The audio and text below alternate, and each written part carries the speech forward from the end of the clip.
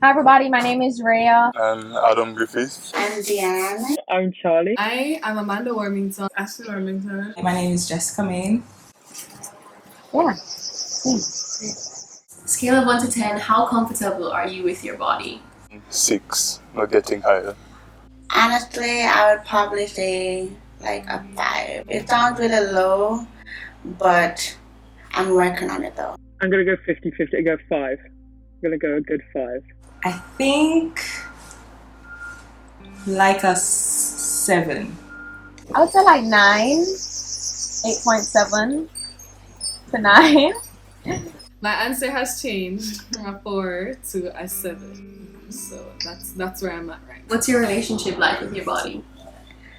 I don't know. I feel like I recently developed a relationship with my body. I feel like before I didn't have a relationship with my body. Very imperfect, very challenging, but on a positive slope. I think my relationship with my body has changed over the years. It's funny. It changes on a day-to-day basis. I don't know. I don't know what my relationship with my body is, to be honest. So one morning I'll wake up and be like, oh, I'm really comfortable, like I love this body, like it's very good. And then on others I'm like, what is this? I don't recognize what's in front of me. I kind of see my body as like my home instead of just this thing to kind of like look at in the mirror. I think because I dance and this is my instrument, I think I have a very close relationship with my body. How has it changed over the years? Very emotionally, as it has progressed physically, especially being an adolescent. I started growing older, and like you go through that sort of teenage phase where you don't look very good, and then you kind of enter your 20s and you start looking better and better, and it's going to change back when you're in 40s and you start looking worse again. I've always been more on like the chubbier side, so I think growing up I looked to like TV shows and like movies and magazines to kind of be like, okay, this is how my body should look like. It should fit into like this box of looking slim and like having these really toned legs, and especially for girls it's like you gotta have a lot of stuff going on in certain parts. When I was younger, the way how people would differentiate between the two of us they would say, oh, she's the skinny one, she's the fat one, right? And I don't know, for some reason I kind of just felt like Amanda's body type was more the way I should look. I kind of had to tell myself like there is no set body image that I'm supposed to look like. There's no one type of way that I have to look. In all my dance training, a lot of like choreographers that I've worked with or just teachers have always said like, okay, we'll do like a warm-up and they'll tell you what to do, stretch, give you stuff to do, and then at the end of it you'll usually be like, okay, well, listen to your body, do what you know that you need to do for your body, feel how you're feeling, so I've always been encouraged to take note of the way I'm feeling within my body. My comfort in my body came from me listening to my body and being like, hey, we're okay with this. I really truly felt like I did not know myself at all until like maybe 2 years ago. It was really me learning more about myself and just generating that self-love that I have for my body, but also the self-love to motivate me to, take me to my goals. Do you believe in a mind-body soul connection? I don't know if I've ever done anything so sophisticated as think about that. I personally think it's like a domino effect. I think that if you take care of your mind, your body and soul follow suit, or vice versa. I definitely do think that what you do with your body will influence the different aspects of one's being. Mind, thoughts, soul, emotions those things are definitely connected to my physical, because I've seen results, like I've seen change in my body based on what is going on, like non-materially. I do feel a difference if I'm taking better care of my body physically. Sometimes my soul needs rejuvenation and it shows. I definitely try to be intentional about not just what I do, but I think things that I put my energy into physically. If I'm surrounded by negative people and negativity, then I'm going to want to feed my positivity into these people or that person or a situation. The different aspects of your life, the different aspects of your mind, your soul shows in your body shows in your mind and soul. So if you're not comfortable with yourself, it's going to affect your mental, it's going to affect your soul. So I try to just kind of maintain some form of balance so that I feel like everything is kind of in alignment. Actually thinking about this, and I was saying, I think physical, like the body being in physical spaces is very, very important. And I don't think we really realize it. I don't know how to explain how it helps, but physical space and like how it makes your body feel is very, I don't know, it's something that's been very significant to me in my life. I'll be in spaces and I just know that my body just does not feel comfortable in that space. And it doesn't matter like if my friends are there or whoever is there or whatever, or if I'm supposed to feel comfortable, like I'll just know that I don't feel comfortable or that I feel very comfortable in a physical space.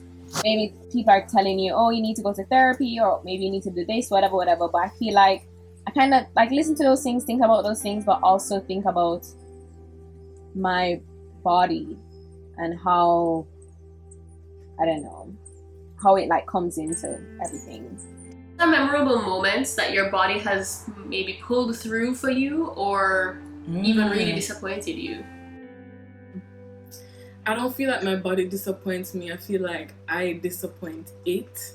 I really need to build up the discipline to say, okay, let's not eat these bad things for a while because you have a goal.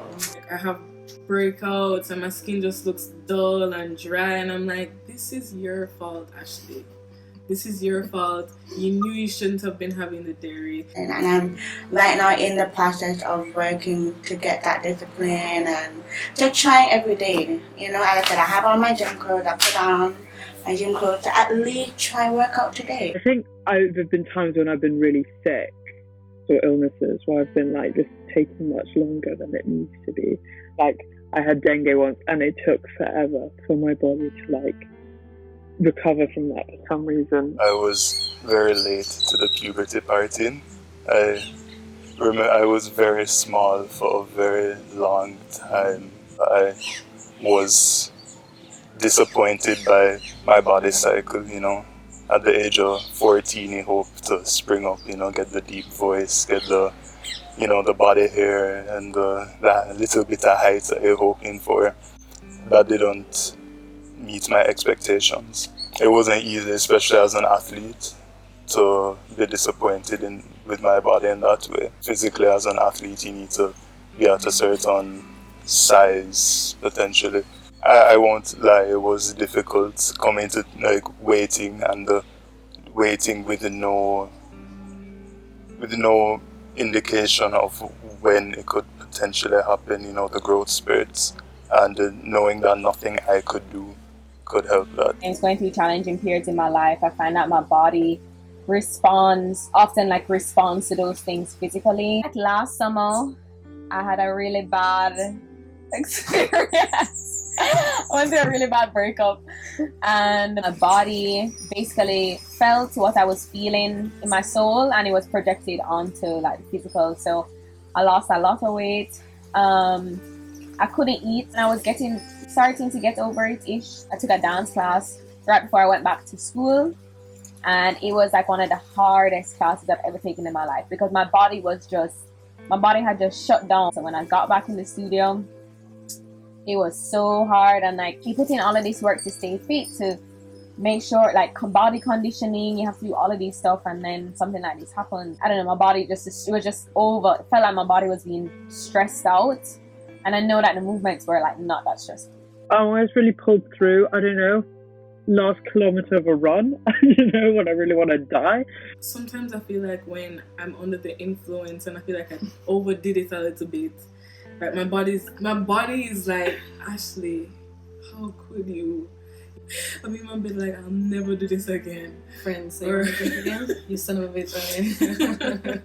My body pulls through for me. Even when I don't expect it to, I expect to wake up the next day with like a hangover, throwing up, and just, you know, feeling terrible. I feel perfectly fine. Like, When I used to dance when I was younger, my body was able to do some stuff. Like, when I think about how I used to just express myself, that was a good moment. How does your body help you connect to your family and the outside world?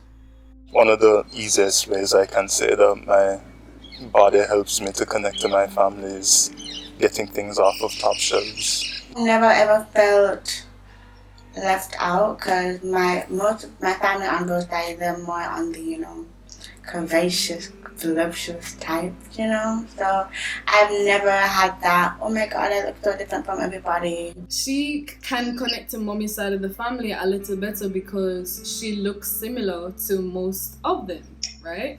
I look like her. I look like my grandmother. I have my grandma's nose. I mean, I have my dad's eyebrows.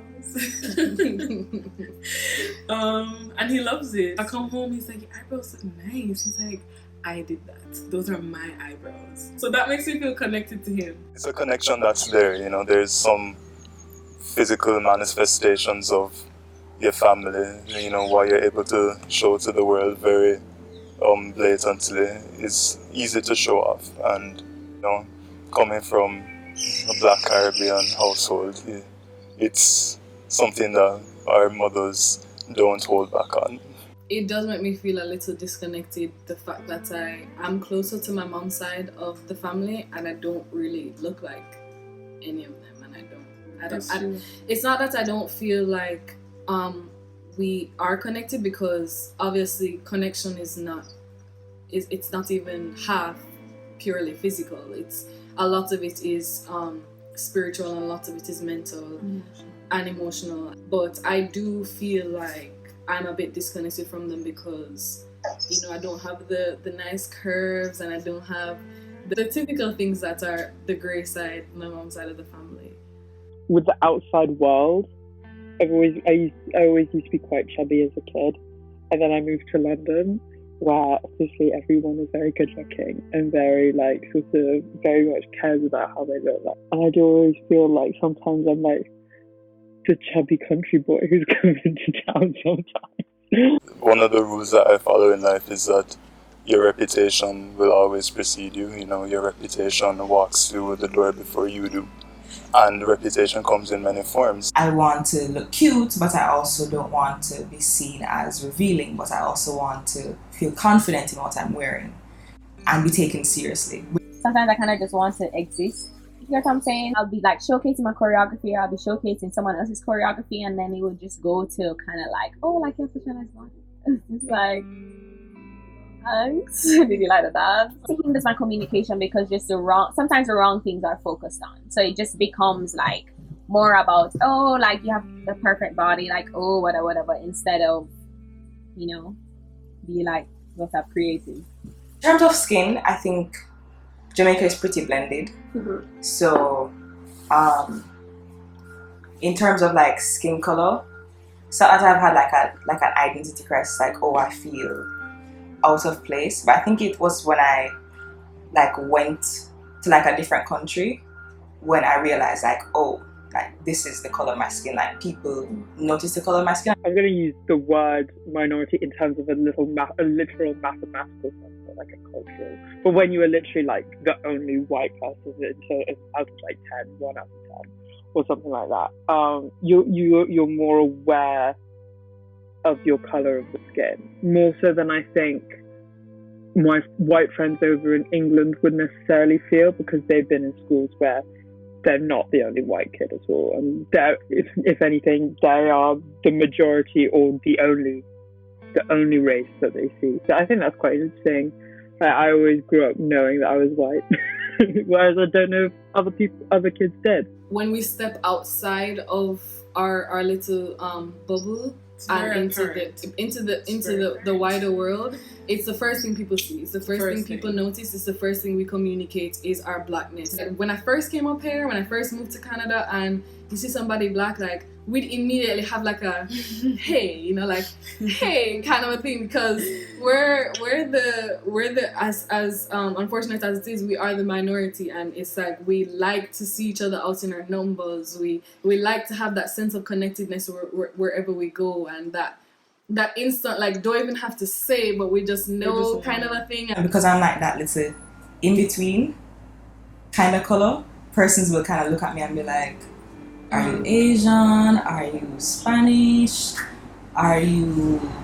I kind of like, which box do I put you into? Mm-hmm. Where I think in Jamaica there's still like, there's a colorism problem in terms of like, you know, browning or persons wanting to like lighten their skin to be more accepted. But I was fortunate enough to be in a culture where my skin color wasn't scrutinized, or I wasn't prevented from being able to achieve certain things because of my skin color. You know? Love, in my opinion, is the act of putting the object's needs first. How do you express love for yourself? I find love for myself. It is hard because, as I said, I've struggled with it for a very long time. But ooh, that's a hard question. It's a very hard question. I don't know how to answer that. That's asking the question, do I actually love myself? I don't know. I think I tolerate myself. I think putting yourself first is hard because you're always going to want other persons around you to be happy. I feel like the main theme of what I've been saying throughout this has been progression to positivity. Expressing gratitude for everything else. It helped me kind of appreciate what life had to offer for me. And it began with what I would probably think is honesty. Being more honest with myself, being able to admit my own unhappiness and things that I can't control. Putting myself first and being kinder has helped me to know how to go about day-to-days better. I guess my love for that kind of chant me inwards. I don't know. Yeah, I still have to figure a lot of stuff out. But I tell you, I wake up every single morning just thankful about everything and anything, to be honest. It's a journey. It's a journey, you know? I think when it comes to making choices about your body and what you choose to do, what you don't choose to do, I think it's all about the driving force behind the choices. I kind of depended on their opinion of their own body to dictate the opinion that I made about my body. And I kind of had to make that decision and be like, at the end of the day, I'm just going to put my opinion first. My ex used to tell me that he was responsible for my confidence and that he gave me my confidence, and he's the reason why I love myself so much more now. And even in putting yourself first and even in self-love, a lot of people still think that it has a lot to do with them. Mm-hmm. And a lot of people think that they're highly involved in what should be something so individual. I think complete self-love is a relationship you have entirely with yourself, and that's how you completely put yourself first in self-love. Mm-hmm. She had recently told me that, and I thought to myself, that's absurd, you know, because I see Amanda as this confident woman, somebody who just is like, she walks into a room and she's just like, yeah, I'm not gonna take any of your shit. In some ways, I see Amanda as self-love because I see her, and it inspires me to want to be the top bitch in charge, you know? I don't know, I realised I'd met people who had gone through much more complicated journeys, and like really lovely, beautiful people who have gone through things like eating disorders and sicknesses and things like that, where I'm like, what the hell was I complaining about? You know, it was kind of an empathy where I was like, well, obviously if I think that these people are no different, no matter what their body looks like, why is it the same for me? Why isn't it the same for me? Why am I holding myself to a different standard? You know?